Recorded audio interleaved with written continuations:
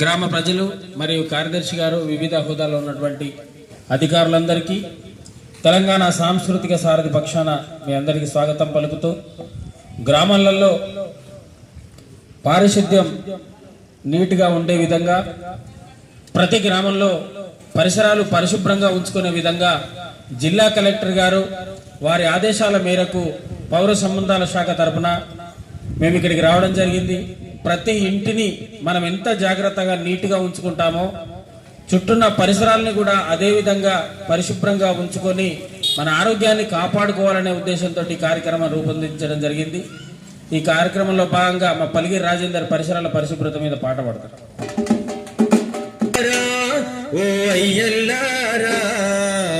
విడివిడిగా వేయాలమ్మ తల్లుల్లారా మా తండ్రులారా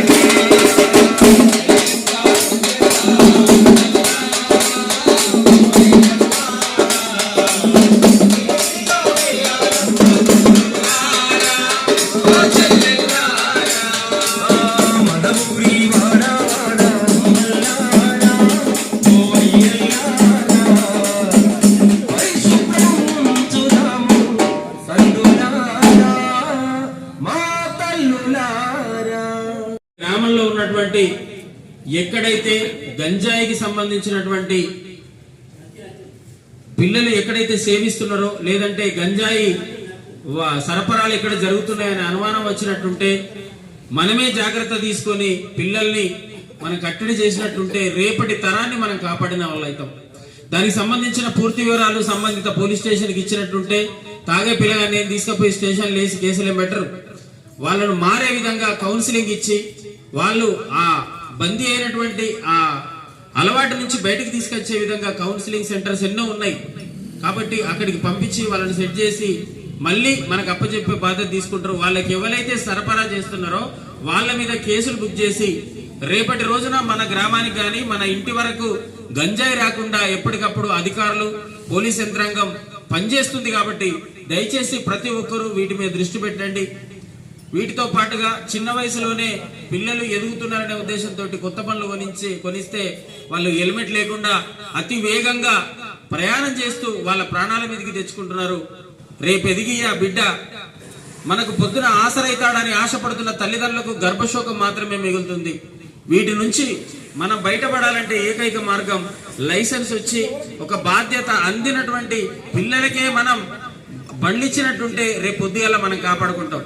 గ్రామ ప్రజలు మరియు కార్యదర్శి గారికి ఇతర పెద్దలందరికీ పేరు పేరున తెలంగాణ సాంస్కృతిక సారథి పక్షాన కృతజ్ఞతలు తెలియజేస్తూ ఈ కార్యక్రమాన్ని ఇంతటితో ముగిస్తున్నాం. Thank you.